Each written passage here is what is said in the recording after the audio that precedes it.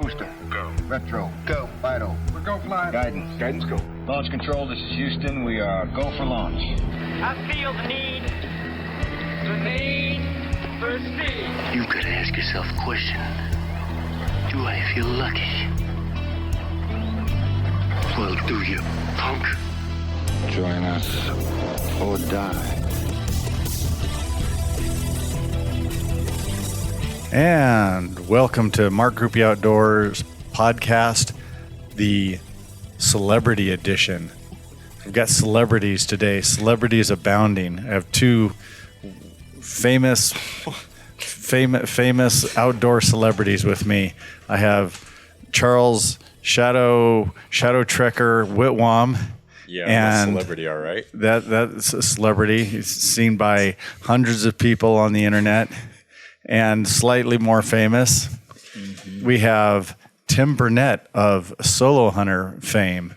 And he's been up here with his son Hudson joining us for a hog hunt. And we're super happy, blessed, and having a great time with him out in the field. How are you gentlemen doing? Good. Awesome. I will say I'm one of those hundreds of followers of yours, Charles, just so you know. You are. No, you've been kind to me. Yeah. Ardent fan since the beginning. I'm one of your 100,000 on Instagram. Yeah. So 105. See? 105 people. That's legit. Yeah. I'll take it. Yeah. Well, Charles, you've got three. You've got three here. You got at least three fans. So. And as soon as Hudson gets on Instagram, he better follow me. Yeah, he's going to have to be 21 before that happens.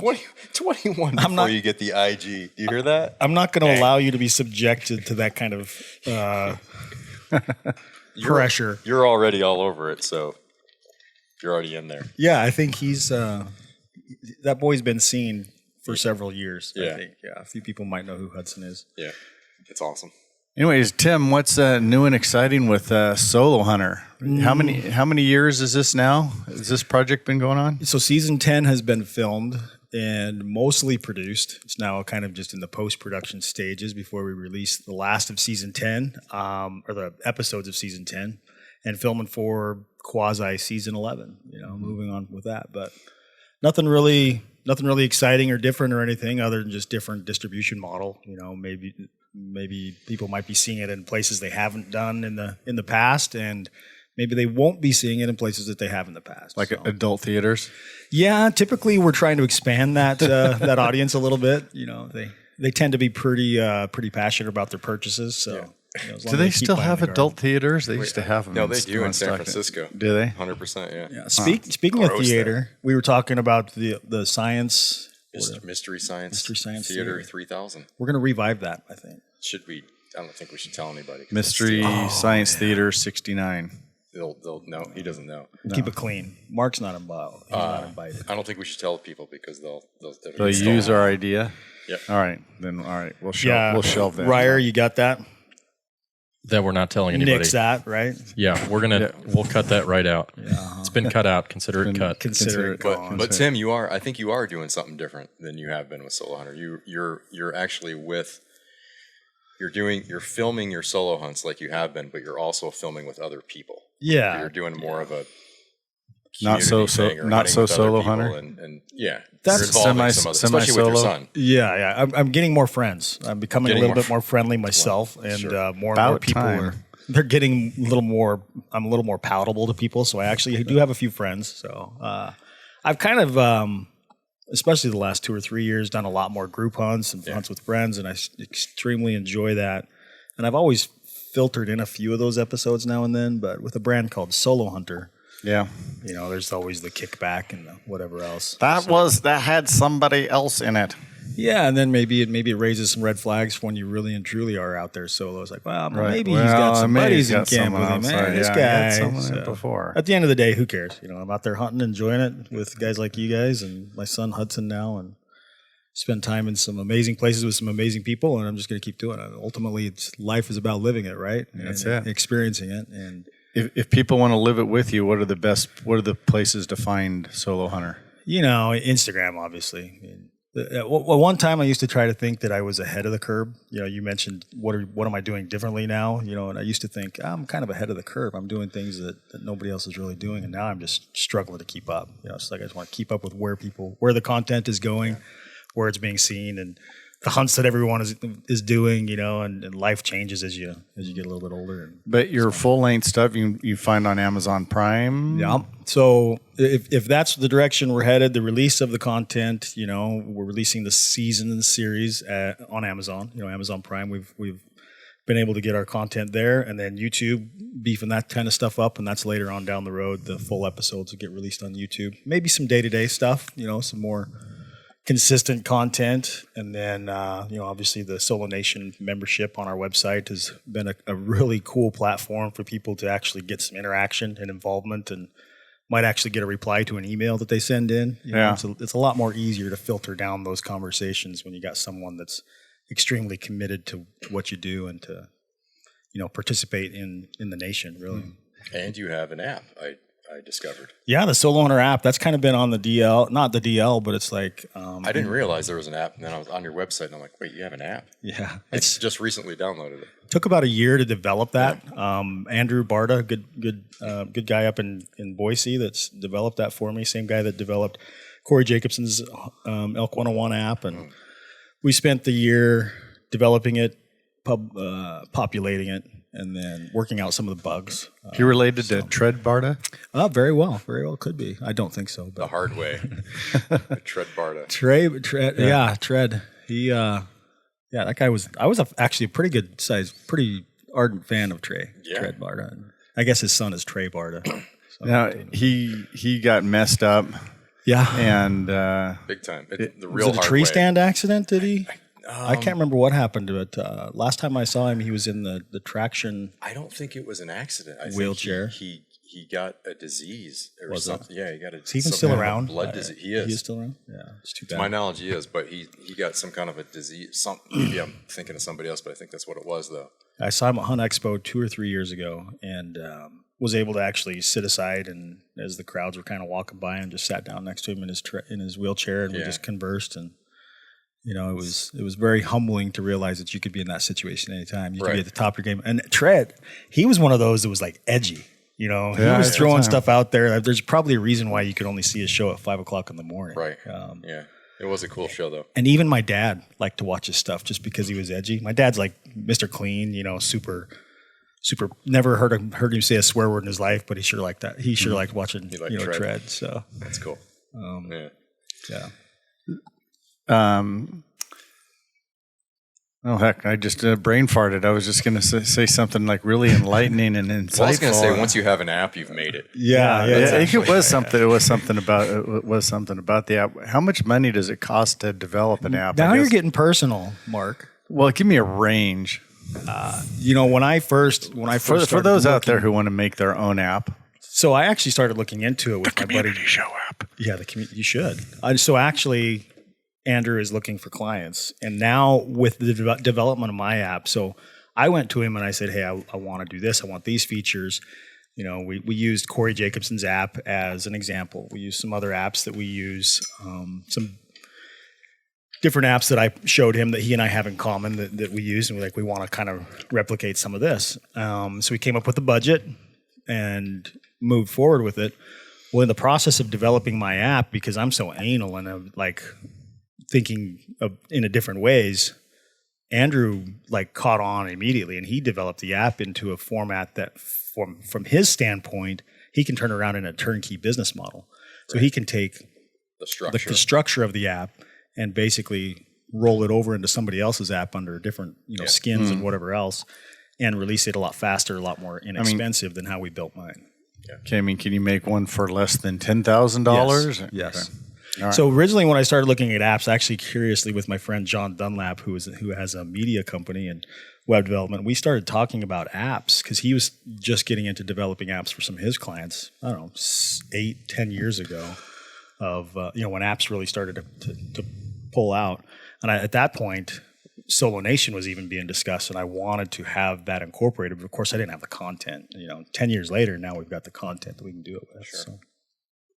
I have some app ideas that I won't share, but I figured I was going to spend $10,000 to $15,000 on what I wanted, Development. on what I wanted to do. Yeah. Well, your guys' podcast might be a good place where I can actually tell the full detail of the backstory of the Solo Nation and kind of with that. Yeah, I would love to hear that. Because you guys are a little edgy, right? Oh, Yeah.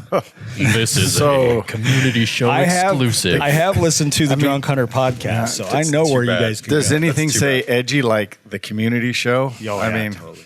just that title right there, you just know that the wheels could come off anytime. Yeah. So when I started having these concepts of the Solo Nation, and a business mentor came in and saw just this mass, explosion on my whiteboard of what the Solo Nation was, he was super excited about it. So we started creating some of the groundwork and the assets. I tried to get the name and to trademark it and all that kind of thing. Of course, I had already registered the trademark of Solo Hunter. So I wanted the domain Solo Nation, right? So I go searching solonation.com, porn site. I'm like, whoa, this is not good. Solo Nation. Yeah, is a porn site? not just a porn site, but an individual That's porn Solo site. Nation porn site sounds like Ryer's sex life. You're probably spot on there. It was totally individualistic. Not much. You got me. Oh, man. I was going to reply to that, but no, Fortunately, I'll just stay in my lane here. Yeah. I better cut this off. Fortunately, it was a landing page, so there was nothing graphic, specifically graphic, but it's obviously a self-gratification page. Okay. Is what it was. So, but it's a landing page, and it said, if you're interested in this kind of stuff, link here. Which, of course, I did not link there. Yeah, of course. But I do a "Who is me" search, find out who owns that page, and I called the guy. Yep. I just picked up the phone and called him, like, "Hey, this is what I do. I noticed your page is just a redirect page, .com. I'm trying to build this platform. Would you be interested in selling the domain name?" He's like, "Yeah, how much?" And I'm like, $100. He's like, "Done, yeah." And Really? And I said, this is all in the first phone call. And I said, honestly, I don't have a clue how to facilitate that or do the transaction. He's like, no problem, I'll do it for you. So he did all that, and then I called him a couple weeks later after the whole transaction took place. Yeah.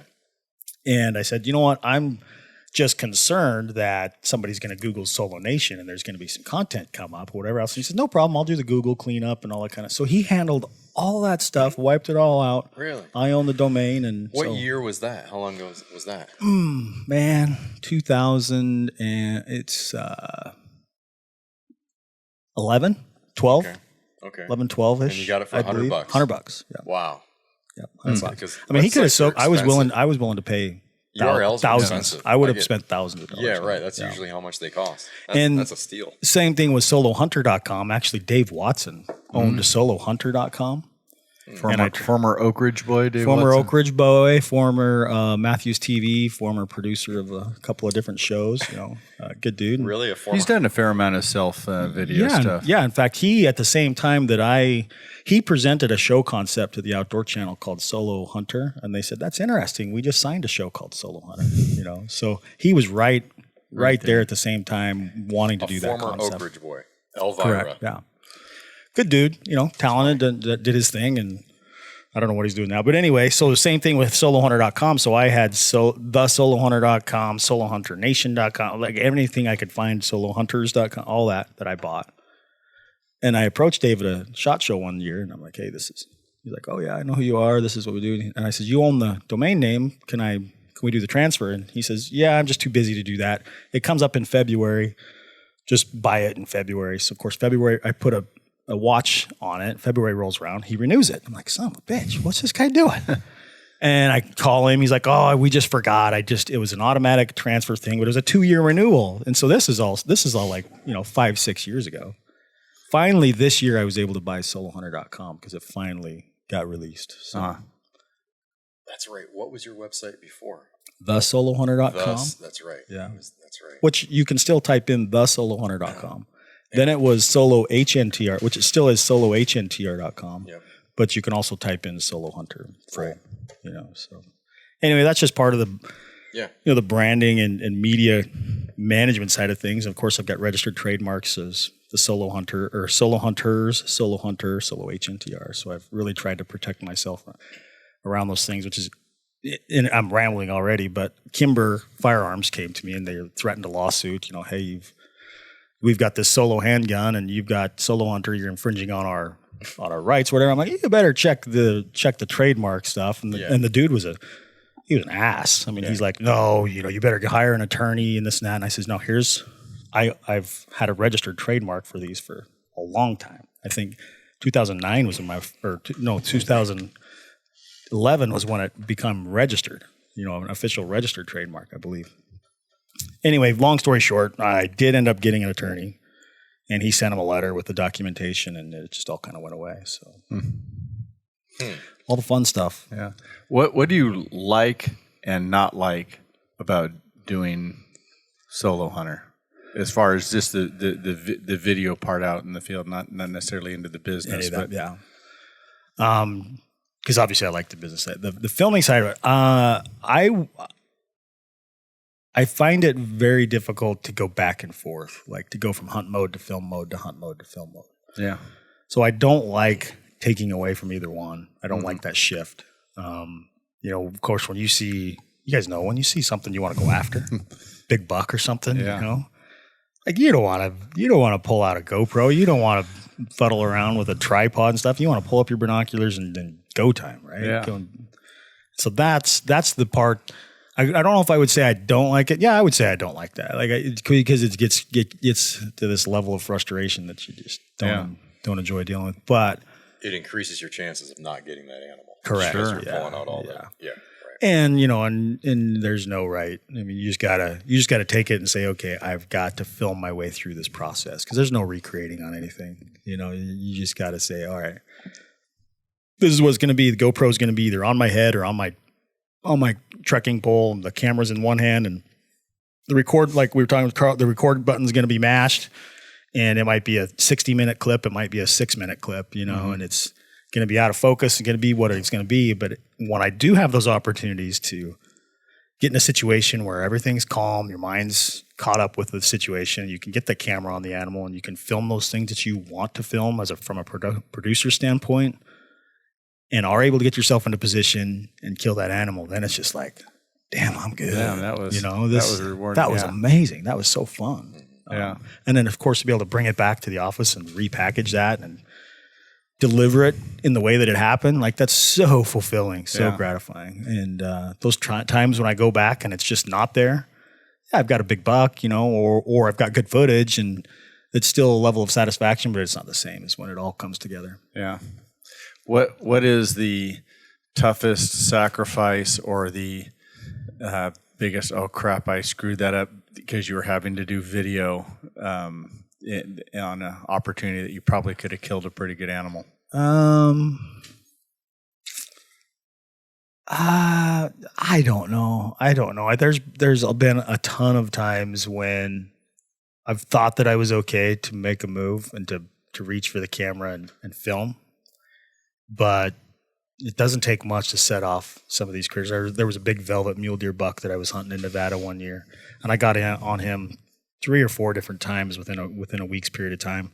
Seems like every single time I got to within that 70, 80 yard range, and I just wanted to get one last clip of him. He's feeding or he's in his bed. I just want to get just that one last clip to really show the viewer that I'm in tight, before you go to the GoPro cam or the stuff that's not quite as cinematic. And it never failed on that buck. I would sit down and and slide my pack off my back, and there it goes. And you're just like, are you kidding me? So that was one case where I felt like, and ultimately I did get a shot at that buck, and I missed. I missed him twice. One on film. I actually had great footage of him the first time. But that's a frustration because that's obviously, you got a mid 180s fully velvet buck that's on your wall if you're just able to shed half the gear that you're slinking through the brush with. Sure. But it's the nature of it. Yeah, I know. I don't.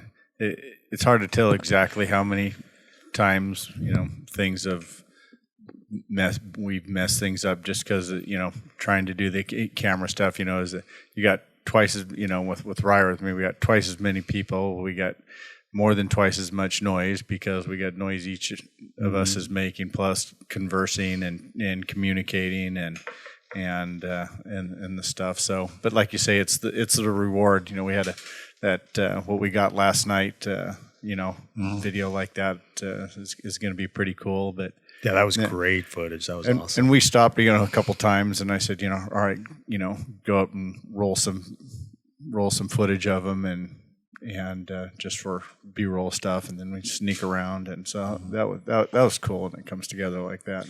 Yeah, but I think what people don't understand is because that's all they're going to see.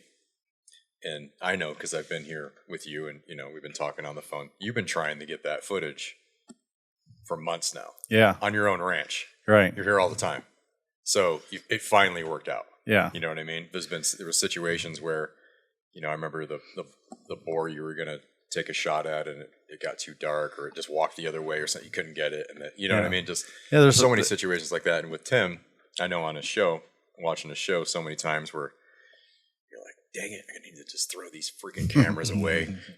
I could have just had the buck. Sometimes I should just, why aren't I just out here hunting? Yeah. You've said that a few times, maybe I should just, It's- why am I out here? You start asking yourself these questions, but when you finally get it, it's so worth it. It's so cool to bring all that together and then share it. Really, really hard to make a TV show if you just got a bunch of bucks on the wall and no footage to show it, right? You're doing it for a living, and that's why you have to have that balance. You have to have it. It's a little bit. I have this level of frustration sometimes because people are like, I'll get these comments on YouTube. You are the worst shot in the industry, or I can't believe that. No, I am. That you miss all these animals. I watched 4 episodes and you missed 2 different times and stuff. And I'm thinking, I think everybody I talk to, everybody misses, right? I mean, it happens. I'm just showing my hunt exactly how it happened. I saw Levi Morgan miss on on TV. Really? He can miss. If Levi for every miss that Levi Morgan has, us mortals have about 7 or 8. Multiply that, for sure. Yeah.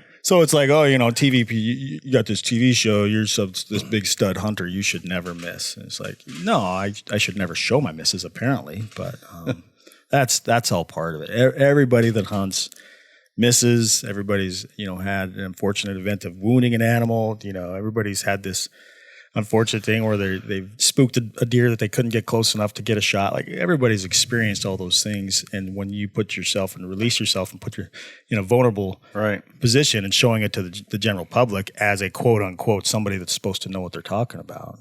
I'm just a regular dude out there filming my hunts just like everybody else. Yeah. Yep. For sure. So speaking of the Oak Ridge Boys, it's really funny. Nice segue. So that was smooth. I'm gonna guess this was 1983. I don't really remember it, but there's pictures.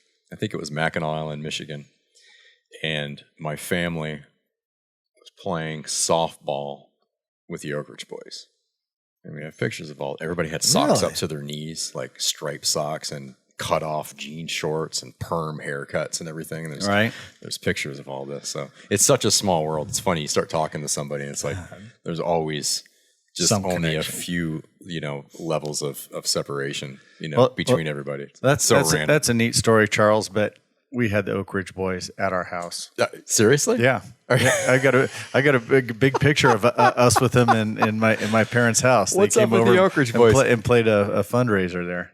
Here or at the in Stockton? Okay, no kidding. Yeah, we used to do a charity thing every 3rd year. So we'd go 2 years without one, and then one. So we had Kenny Rogers, we had Reba McEntire. Really? We had Oak Ridge Boys, Statler Brothers.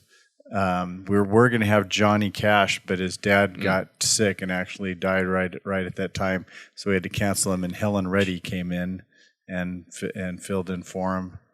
And we've had Clint Black, Clay Walker. Jeez.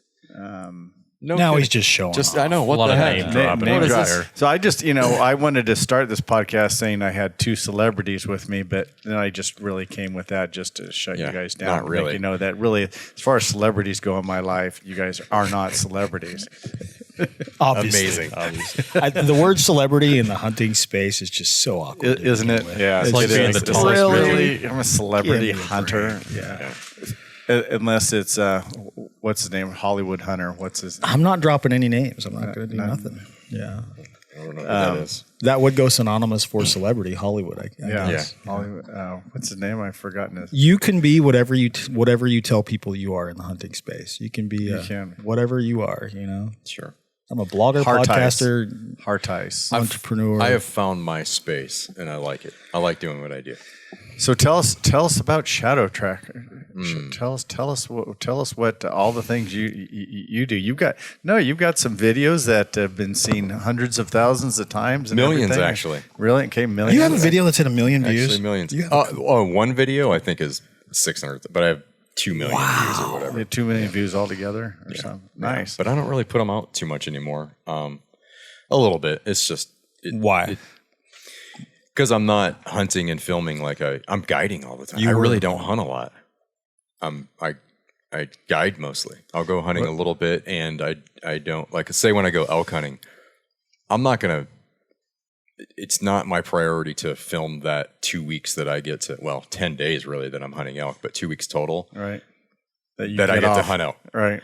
Because I've screwed that up so many times. I'm like, it's not. What am I doing this for? I want to kill an elk. I want to kill an elk. And instead of hauling around the cameras, I'll maybe have a GoPro or something. And if I feel like the sun isn't gonna give away my glare or whatever, I might throw it on and see if I can pull it off. But it's just not my priority. Mm-hmm. But it was, and I'll tell you why. This was in 2011 or something or whatever. I was thinking, maybe I'll be able to take this somewhere. Let's start filming, a little bit. And honestly, meeting Tim personally and talking to him about the industry and I was like, maybe this is a full-time job. I have a full-time job. I don't have time. I'm not going to do this, So my priorities changed a little bit on the direction I wanted to go. And if I wanted to, I would rather go hunt. And then if I do film it, I film it. Mm-hmm. What's really cool is people are always asking. I love the motivation. People motivate me. They're always asking me, "Hey, have any more videos coming out or whatever?" I'm like, "Yeah, you should have a good one coming up here pretty soon." Yeah, well, a little bit. I got some okay footage on that, but yeah. So now I just I hunt with people a lot. I guide a lot, and that's pretty fulfilling. And it's the same thing as hunting. I get just as excited, more excited. Sometimes, I'm always, I'm learning every single time I go out, just like I'm out hunting. So that's where I've found my niche with film a little bit, hunt with people, give people opportunities, stuff like that, and see where that goes. Because I still have a full-time job. In the future, I might, invest into, all right, this is what I want to do. Maybe something with you or whatever, like stuff we're talking about. But right now, I'm pretty busy. So, yeah, I just post pictures every once in a while and stuff like that, and talk to people. Honestly, the last couple of years, I guess kind of like Tim, I have actually reached out to people and met people in person instead of just talking on Facebook through Messenger or whatever. So now I'll go to archery shoots. Now I'll go to different clinics. Now I'll go and actually have a group of friends where, I actually know them in person and go have dinner with them and things like that. And now we're doing hunts together and things like that. So that's been a lot of fun, hanging out with John Stallone or, Andy Mokel or West Coast Archery Shop and that. So I actually have a cool little community that before I was always by myself. I was like, I don't want anybody with me. I don't want anybody to know where I'm hunting or what I'm doing. And I'll release a video and say I was somewhere else. Yeah, that's what I would do. But you need friends. Yeah. So if they want to find a pig hunt through you, what's the best way for them to hunt you down? Shadowtrekkeradventures.com. Okay. Website. You can book it on there. You can find me on Instagram, and I actually do have a phone number that's kind of cool. 844 Wild Boar. Really? So you can call that, and That's come great. To me. That's great. I sure. did not know that. Yeah. So whenever I call you, that's the number I'm calling? It's just a different. Oh, I got your hotline. It's just a different number for that. You got the. I got the. It's a call center. You've got the burner phone number. You got the direct to me. But it's 844 WLDBOAR. Cool. It just looks good on the website. Yeah, I just was like, could I get a phone number that not a 415 number or whatever. And it was available. Okay. I got 1-800-dumbass. Actually works Without out. the B. DUMBASS. Nice. Dumbass. Perfect. So before we get off the topic of the social Where did media this voice stuff, come from? Who is that? Yeah. Who is this? Yeah. There's a producer to this All right. podcast. It's to make him happy. Surprisingly enough, Ryer, right? what do you want, Ryer? Okay, Mark, you better introduce Ryer. We're already 29 minutes in. Let's go to the erstwhile field producer, Yeah. Ryer Porter. So you were talking about you actually started reaching out and connecting with people in person. Yeah. Do you find that your social media is more fulfilling to you now socially than it was before, or is it about the same? Do you get the same amount of enjoyment on social media now or before? Or what are the differences now that you've reached out to the people that you used to just kind of converse with virtually as opposed to now kind of doing both of those things?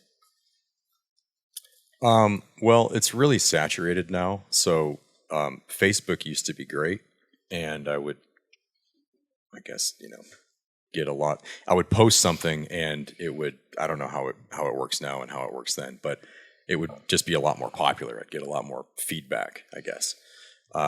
It just doesn't really work that way now. Facebook pages is kind of whatever, and then so now there's Instagram. But the biggest thing I was doing was YouTube. Like I was putting out videos quite a bit, Prolific. and so it's so I would get messages and whatever on there, and but I don't know. I'm not as I'm not as involved in it as I have a different angle on the whole thing now. It just doesn't. I'm not trying to make a living off of it or go in that direction or anything. And that's sort of what I was testing out before. So it's just now it's fun. And now I know a lot of the people that I'm talking to personally, instead of just, oh, this is your Instagram handle or whatever. I actually kind of know them personally. And it's cool. It's great. Because it opens up opportunities for yourself as well. Like, hey, you're hunting here, and come hunting with me over here. So, I mean, it's how Mark and I met. Yeah. That's how this whole thing with me being here is through, I don't know, messages or Facebook. Or I don't exactly know how. Yeah, I think how you were it happened, you were but impressed with me, and you hunted me basically. down, I think so. Yeah, I got a sweet bear hunting spot now in California because of a guy. I can't tell you how, but it was through social media. I actually got a Bowtech sponsorship because of social media through West Coast Archery, so that paid off. But now I know those people personally, and it's a lot. I'm not trying to be. I think before I liked being mysterious, and I didn't want people to really know me. You Like, don't personally. say Shadowtrekker. It's a very out in the open name, not very mysterious at all.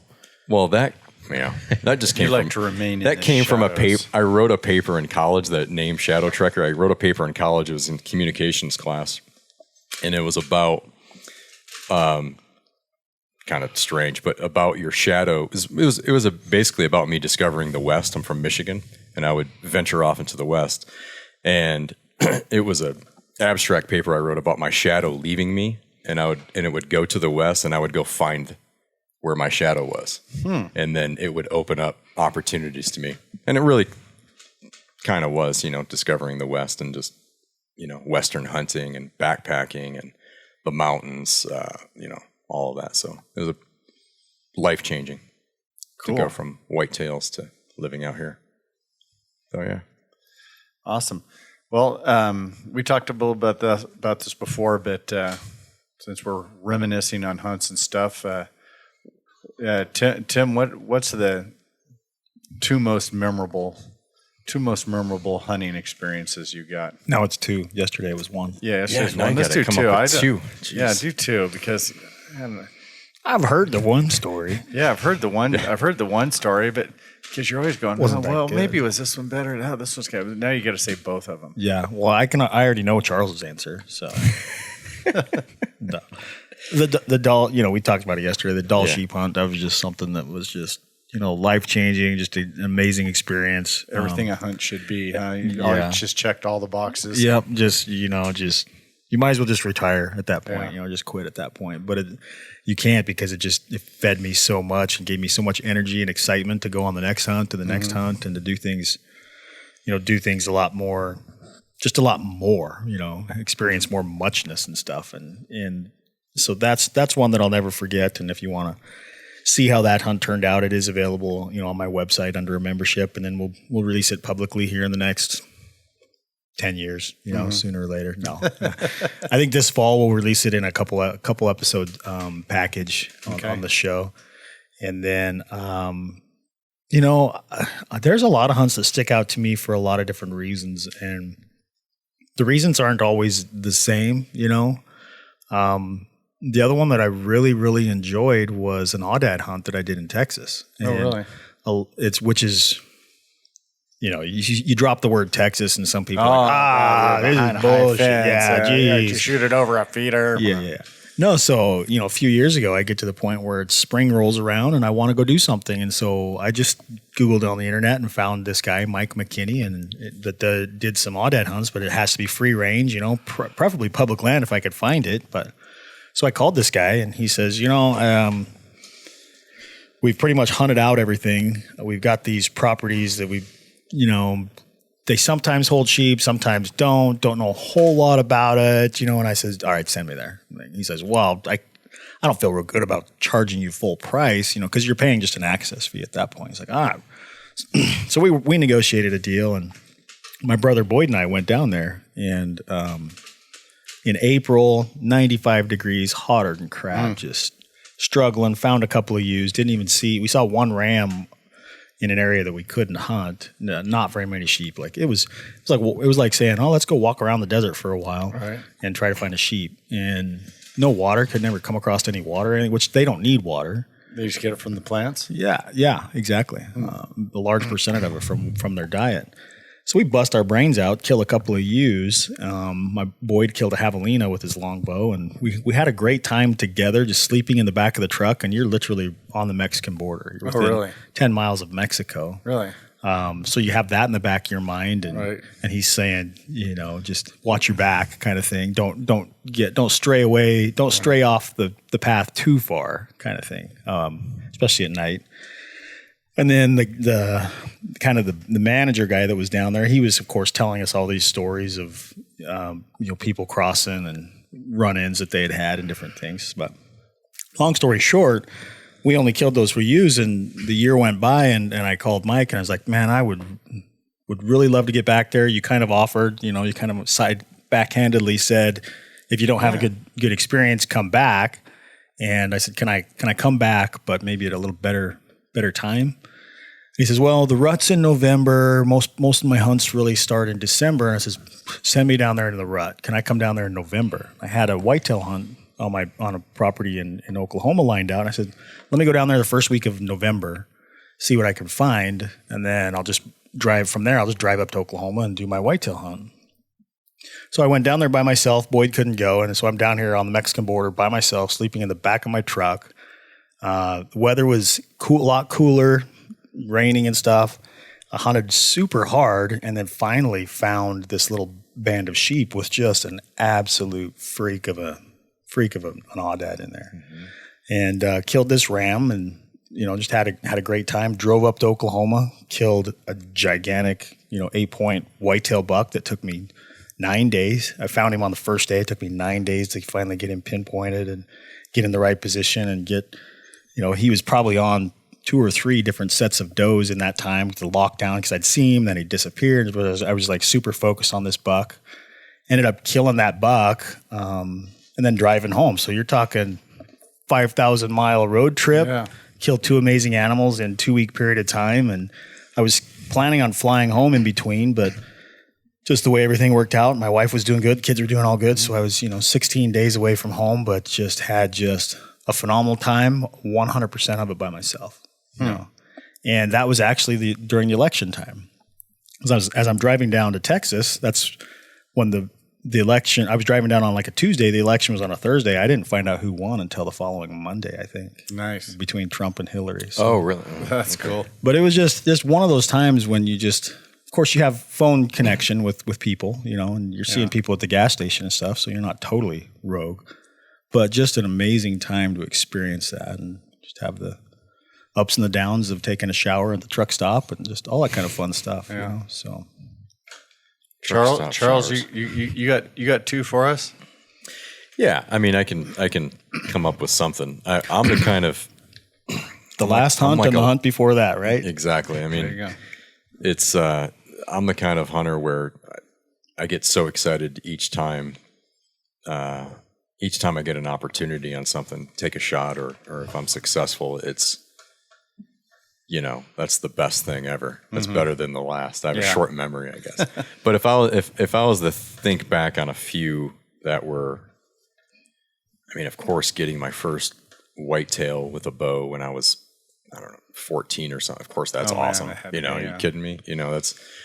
That's insane. But first elk in Idaho with my bow, and I did film a lot of that. I look back on it, I'm like, God, how did I film so much? That was a great video. What a task that is. I think that was the video that when I first contacted that's you. kind of how we got like, connected. yeah. Was that, yeah. Obviously where I grew up and to see just your motion that you had with your dad's bow, right? Yeah, it was my dad's bow. And great hunt. Yep. And then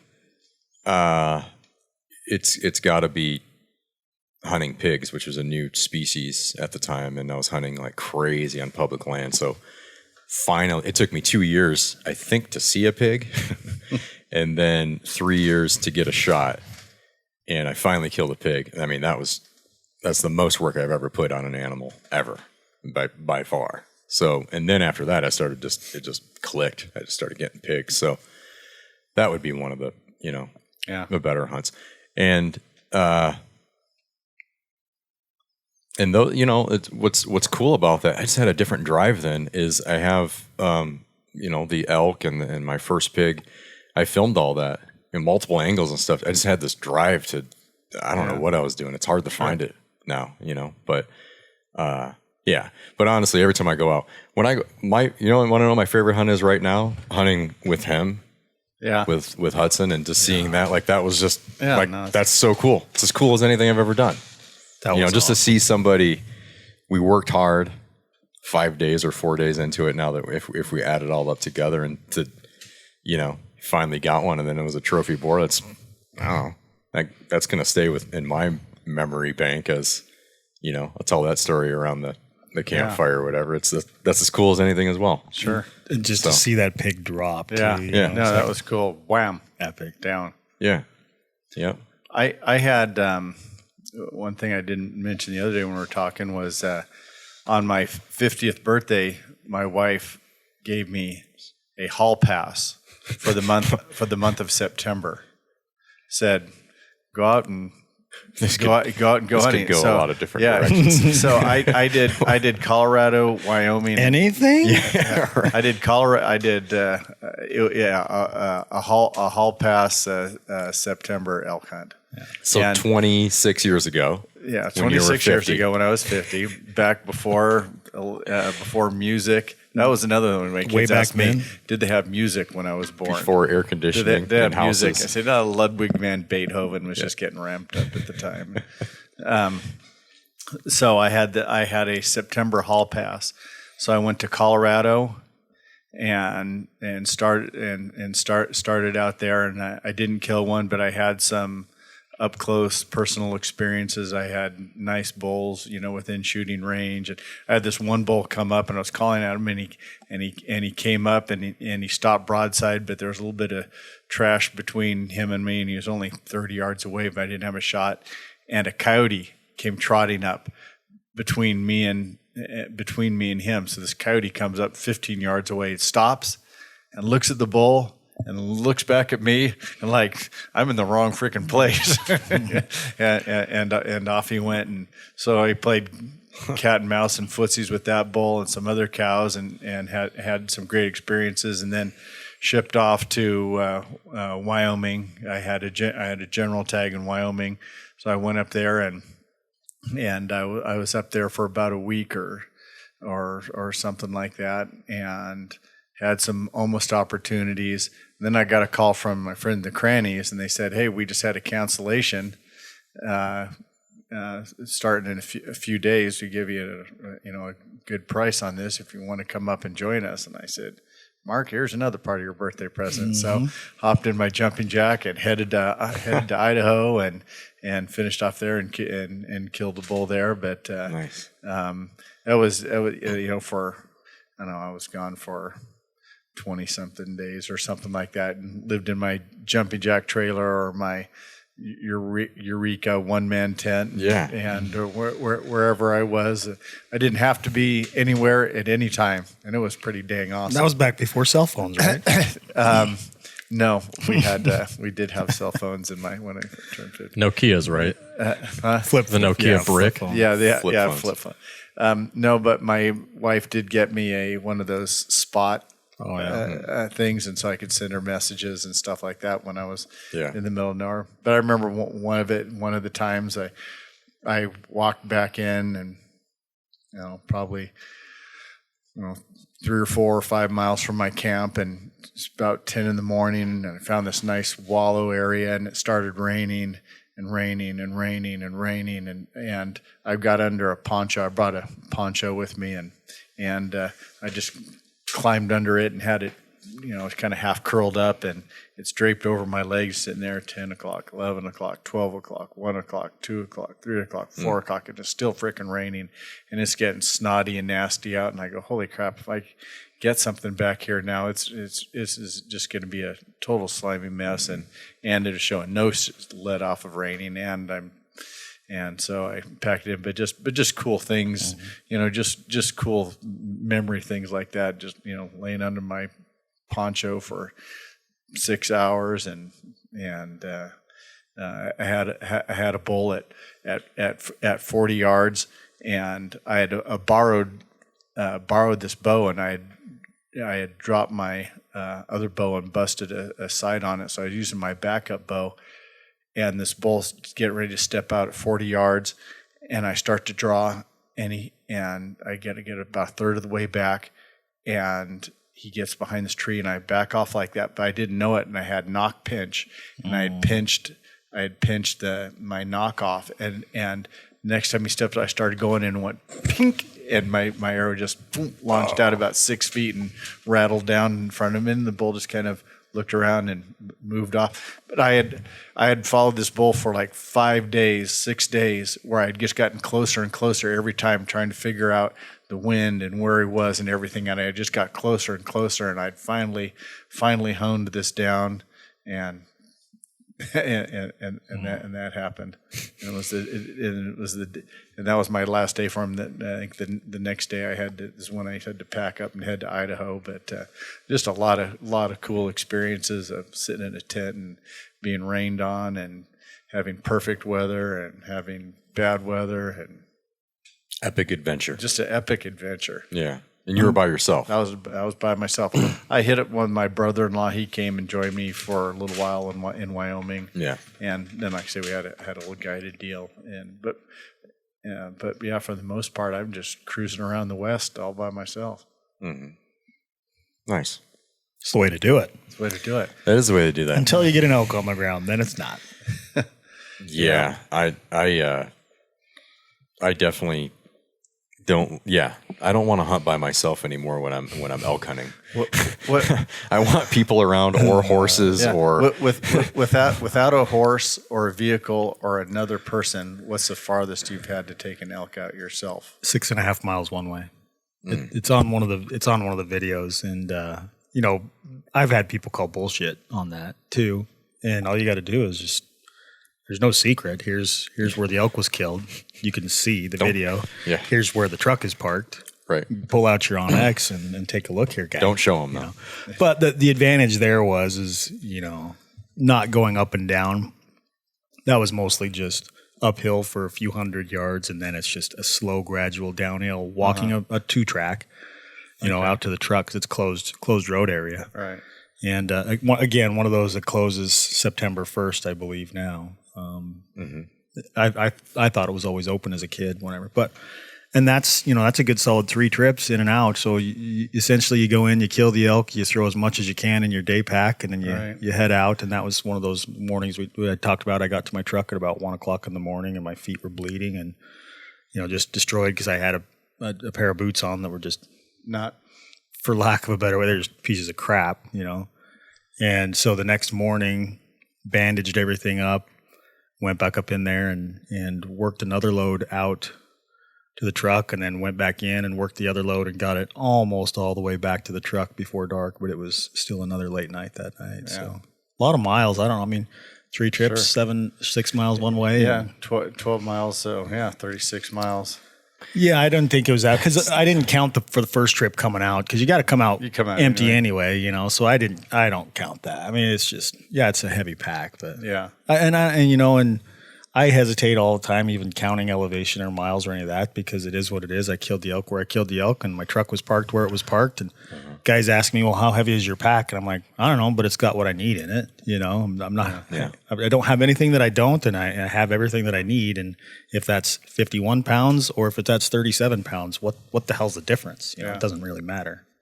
So you got to do what you got to do. But that was hard. That literally, and I had killed an elk 2 weeks before that, and did not a pack out that far. I think it was only 2 miles one way. But that was tough. That was pretty physically demanding. It wasn't as tough as my caribou this last year, which was about a little over 5 miles. But it's through that muskeg, ups and downs, and that's where you fell in the. It literally took me 2 hours to cross that creek, because after I had got everything loaded in the pack and worked my way back, there was a crossing point to cross that creek. That was the only crossing point. Other than that, it's like going into a canal, an irrigation canal, where you drop down 6 feet and you don't know how deep it is, and then to get out. But I had found this crossing where the caribou had worked across, and when I was packing the caribou back, I got off track by just about 70 yards. And got in the tall, deep grass and into the marsh and just buried myself. And I had to unpack my pack and then get out and walk the creek bed till I could find where I had crossed it, and then shuttle everything. It took me literally 2 hours to go about 200 yards, from the point where I got buried to the point where I was across the creek and reloaded in my pack and stuff. All by yourself? All by myself, yeah. All by myself. One load, which fortunately it was a smaller bodied. They're reindeer, so they're not as big as a full caribou. It was a cow, so it wasn't as big as a giant bull. Still and you're talking 100 and, I don't know, even if it's 100 pounds, that's a pretty damn heavy pack. But probably 120, 130-ish type of a range. And then you're walking flat, relatively flat. You're walking through a spud field, all the ups and downs. And weight-wise, they say the older you get, the more capable you are of bearing heavy weight or heavy loads, So that wasn't that was proved false. That was still difficult. And it wasn't until midnight or after that I got back into camp. And Austin, my buddy who I was up there with, he rolled into camp about 3 minutes after I did with 2 black-tailed deer in his backpack, And so, but that was one of those. I spent the whole rest of the day licking my wounds and processing meat. But yeah. What about you, Charles? The hardest pack out was my buddy Corey's 6x6 last year. But I was with him. It was 4.5 miles, and but steep. That country's steep. Yeah, it was. I felt like I might have permanently hurt myself.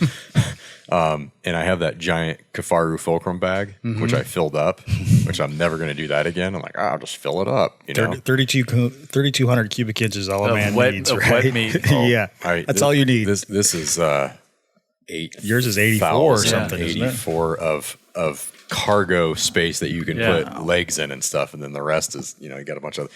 So, anyways, I felt like I was tough, and I had hiking poles and all that. That was rough. I mean, it just. I've never felt pain like that. It was just all my joints and cartilage were just being smashed. It was just so much weight. You just went too heavy is what you did. I went way too heavy. And for the next 2 days, I'm glad everybody was done.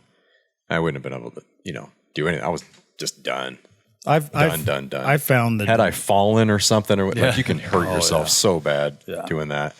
But the longest pack out by myself would be a pig, 3.5 miles, and taking it out at once. Not easy, but not like that elk. I don't know how much weight I had in there. At least 120 pounds, and I weigh 165. So, and it was in that. Do you weigh that much? Idaho country. Yeah, 165. I crap bigger than you.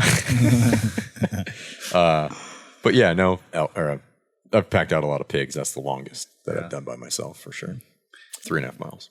I haven't had any major marathon ones. I've had the last elk Ryer and I shot. We're probably about 1.5 miles away from camp, but fortunately I had Ryer the pack mule, so we we got some of it out on our what did we shoot? What did we shoot at about 10 in the morning or something like that? 9, 10. It was right after whatever we perceived to be about lunchtime is when we shot it, and then it took us a couple hours to process it, and then we started packing it out. But we were all done, whenever we shot at 9 or 10 o'clock or something like that. But we were all done back at the camp, dusted off by 6 o'clock in the evening. That's a pretty sweet deal. Yeah. So what was it yesterday? Before 9, we were back in the. No, we were back here at 8:15 or something. Is that what? But by done. the time. Oh yeah, Like after skinning him and everything. Skinning and caping it out. I think it was 9. It was it 9 9 or o'clock. We 9:30? were back in the cabin here. Yeah. Yesterday Showered morning. Yesterday Yeah. after killing Hudson's hog. Okay. So killed, out, dressed. Everything's done. We're back in here taking showers. I like that. I like was that awesome. pack out. Yeah. Mark backs his Pull truck the right truck to up. it. Yeah. That never happens with elk. No. It did happen to me once in Colorado. I shot it and it on private land, and it went out onto the public land, but I could get a long enough rope. It didn't go very far, and died, and drug it under the fence with my 4-wheeler and surfed it back to camp. So I literally right back to the cabin. I've been by myself hunting, where I hunt in Idaho, and have missed elk where I could have got my truck totally legally within 300 yards. Yeah, that's awesome. And I missed. Well, that's what's crazy. I mean, Like the easiest, good thing you missed, yeah. by myself, and this is ideal. Yeah. 300 yards, I can pack an elk out 300 yards, and of course I missed. I've never thrown my bow, and I almost did, and I was like, I still had my dad's bow. I was like, I'm not gonna throw his bow. I was so pissed off. I'm like, God, really, I missed. I've thrown my bow. Have you? Yep. I haven't done it yet. I might. I haven't thrown mine. Not thrown, but it's on that one video where the trespassers were driving their truck up. Where you're not supposed to drive their truck. I was like, and just ticked off. But yeah, it was at the end of the hunt, and I'd hunted so hard, and I couldn't believe it. I was like, God, there's elk coming down right here. This is really right off the road, and missed, just completely missed, and and then that was it. I was like, okay, well, I'm done. I got to go home now. Drove home. I never want to pack an elk that far again. I'd do it, but I never want to. But before I was doing the video stuff, and I had my erstwhile packer with me, I think by about 2 miles of roughish ground, no trails or anything, just going through the country. There's game trails here and there, but that's probably the farthest I've had. You have to know your situation. Had I, if the situation was different where I got mine, there's no way I could have done it on my own. But where the walking, I knew, the walking is relatively easy. It's open. I knew that it was doable, and two, I wanted to just prove it to myself that it was doable. Sure. And it was barely doable. But for me anyway, some guys probably muscle through it and not have a problem. But how often does that play into where you go to hunt? Are you ever hunting, and let's say for devil's advocate reasons, you're on a group, and have you ever gone, oh crap, I don't want to, or I don't think I can get a bull out of here. Yes. And you stop. Yes. Anybody? No, I have never stopped. But Never. yes, I've never stopped. That crosses my mind, but I shoot anyways. Yeah. it's never held me back. I killed a big one on a totally cross country. adventure back in about 6 miles. And I thought I was going to have to do it by myself. And a buddy called me at the last minute, and he said, "I'm not doing anything tomorrow." And he showed. So I was thinking, all right, 6 miles. I said, this is going to take me several days to get this thing out. And my buddy was an outfitter, and so he showed up the next day with a horse for him to ride, a horse for me to ride, 2 horses to carry elk on, and one that was loaded with chainsaws and axes and stuff like that. And we just forged our way in, but still, it was a dream come true. It was a dream come true, but it was still long. We left at 8 o'clock, and I had it all quartered and bagged up and everything. By the time we got to the trailhead and everything, it was 8 in the morning, and it was 4 in the afternoon when we got back. So it was an 8-hour round trip with horses. So That's a lot of work. Yeah. So me going, I don't know how many loads that would have been. That was going to be days getting that sucker out. So I thought I was going to have to do it, but I got bailed out big time. Yeah, you have to think about all that stuff. Meat management is huge. Yeah, if the temperature's sure. If the temperature's warm, man, I would never attempt what. Yeah, I wouldn't have done it. It was Yeah, nice and cold and everything, and I'm going, it's just a matter of time. I can get it out. Yep. It's going to be a total pain in the ass, but nothing's gonna go south here. Yep. You have to just understand your situation. Yeah, it's nice not having to be at work the next morning too. So yeah, my wife was mad at me because but she gets over that. Well, maybe 3 days. 3 days. That's what my wife says. I'll stop being mad at you in 3 days. Okay. I'll take it. That's getting off easy. All right, I'll be home. I'll be home then. Yeah, right. Yeah. Let's make it 9 and I'm going to go hunting some more. Yeah. So all of you guys have done a lot of kind of backcountry solo stuff. How do you, I ask these questions because I've only ever hunted with people. I always go hunt with Mark or somebody else. You've never hunted. So any of the backcountry stuff, I've always had Mark and his knowledge and that infrastructure and at least another person out there, which gives you a lot of peace of mind. If you're going out there solo, what kind of things are you thinking about safety wise and just being out kind of away from people and in the wilderness by yourself? What kind of things are you thinking? I'm curious. I just make sure that I have, there's 2 different ways. You can be solo, like there's nobody in your camp. There's nobody in the same county as you. Or, you can go to this mountain range. You got a friend in another mountain range. You might as well be by yourself. So, it's kind of this, you can't contact each other, right? So I guess it's sort of the same thing. I always just make sure I have layers. I'm prepared for any type of a storm that comes in. I have an in-reach. And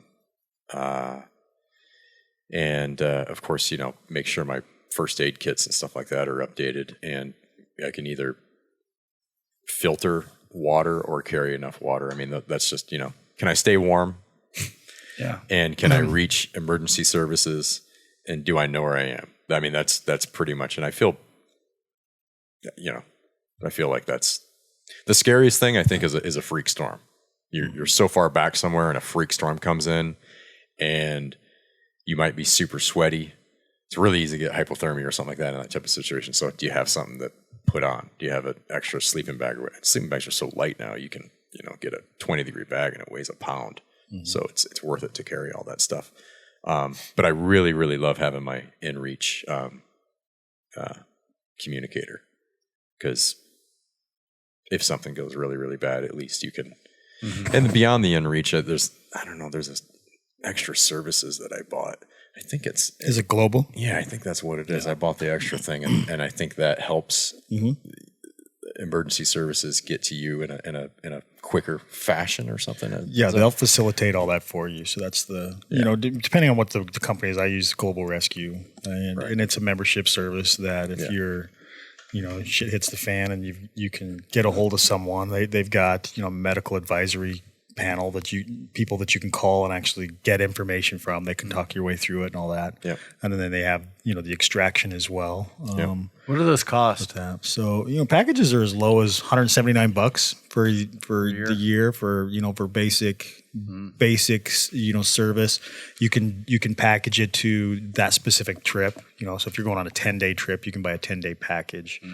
And the thing that we just had a conversation with them a couple of weeks ago about the branding side of it and creating, an in-state, close to home type of a package that's a trailhead package that incorporates within, just a few miles of home versus I think their minimum is 100 miles from home or something now, or what it is. But it's not just a global service, but it's more of the end all, There's no other resort, or if you need medical advice, you contact them. But if there's no other resort, they actually put the extraction into motion.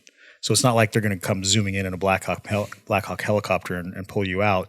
They're going to be the ones that have those contact relationships with search and rescue, with the local paramedics, with the local flight, life flight, any of those kind of things. They'll coordinate all of that and get that extraction. And it's, depending on your plan, it covers up to a certain dollar amount, and then there's insurance. Hopefully, your health insurance, your own insurance covers it after that point, or they actually provide an insurance service as well that you can get at that point. But Right.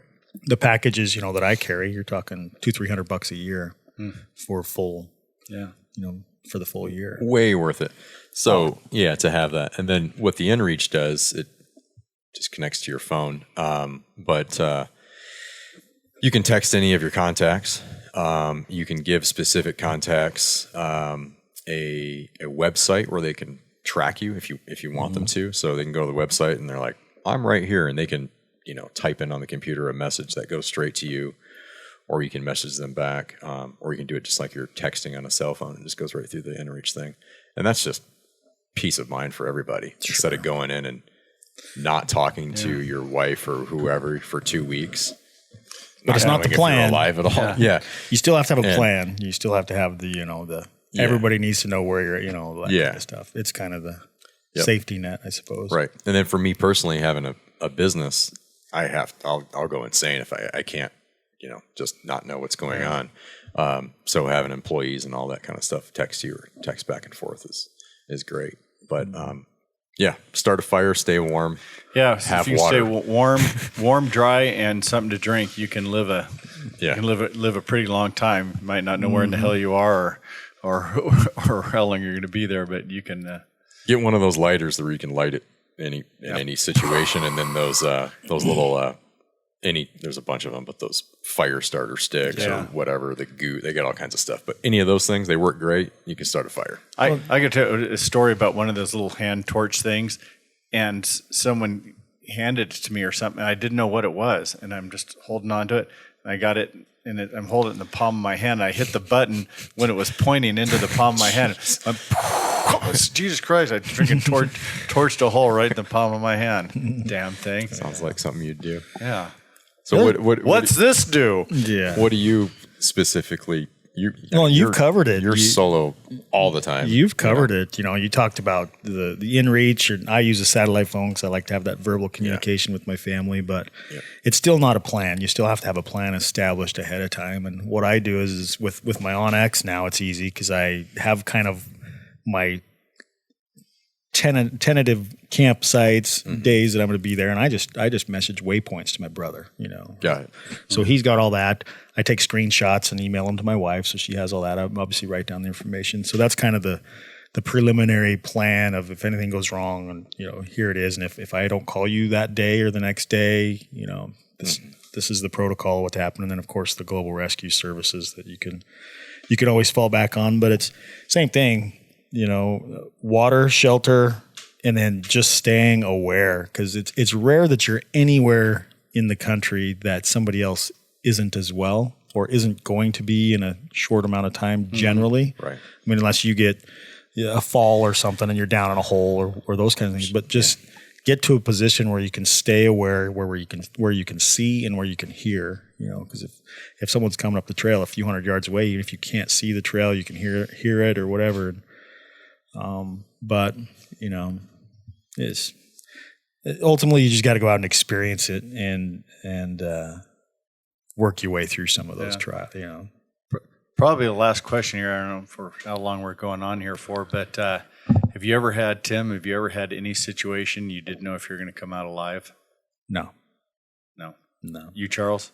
I fell through the ice once in Michigan. That was pretty scary. Yeah. Went under and came up under the ice and then refound the hole and did that. I don't know what it was, 15 or something. I wasn't hunting, but no, it's the first thing that comes to my mind where I thought, and then I was so cold, just hypothermia instantly. But thankfully I was fairly close to the house and got in front of the fireplace. Took me 4 hours to stop shivering, I think. But That's Ryer, but I think it's just like his bicycle chain came off or something. I got my fingers stuck in the chain. not in hunting though. I've never had never injured myself. Never. I did stick myself with a broadhead in my leg, but it wasn't that bad. Oh, that could end well. It could have been a lot worse, but it ended up being all right. A few people heard dying from that. There's a lot of things that could have gone wrong if they would have gone this way or whatever. But fortunately, I knocked on wood, nothing. And that's not to say that mentally I didn't think that I was going to come out. Right. But physically and situationally, there's never been anything even close that I felt like I'm not coming home. But there's one instance I'm still holding that story for a future podcast or for a release of a film when I release it to talk about the mental struggle that I went through on that hunt. Really? Yeah. All right, well, Mark, do you have one?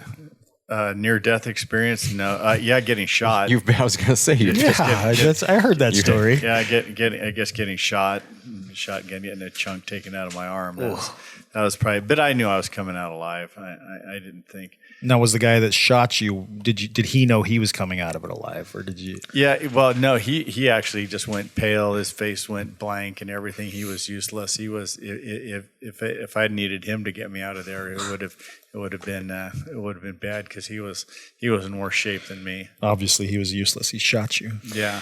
Yeah. Oh, I guess I was shot hunting. I have been shot hunting in the head with a shotgun, and I didn't know. You still have BBs in your head, don't you? Are you the one that still has BBs? I still have them on the side of my head. I really didn't know I had been shot. It sounded like I was in a 50-gallon drum, and somebody hit it with a baseball bat. And I just turned around, and I'm like, what the hell was that? And it was snow everywhere, super cold, and I just saw a bunch of blood all over the snow. And I started yelling for the guy who shot me. Stop shooting. And he ran over and completely freaked out. Thankfully, we were fairly close to our house. We were pheasant or rabbit hunting. Came inside. My parents in the living room. Mom and Dad had been shot, and they turned around and were like, "Whoa!" My head was like this big. It was huge. But it was. I had on so many layers, and the BBs just missed my ear. They hit me just on the side of my head. The rest of them kind of just fell out. But two of them are still in my head. But I was like this, and I was just turning, and it hit me like that. So it could have hit me in the eye. Could have been that. Could have went in my ear hole. And you're mostly okay. Yeah, I'm mostly okay. So I guess at the time, it was pretty scary. That would be scary. That was super scary. And I was 15 or 16. Yeah. That was really scary. It was kind of scary when I got you, just because you don't know. You look over and just your arms just kind of tattered flesh, and just kind of meat just ground up there, and you got zapped. Like that was nasty. And then the house. Ironically, the house I'd stayed in down there 8 days before I got shot, the house burned to the ground. Jeez. It's like no one wanted to be around me after that. Fun times. Yeah.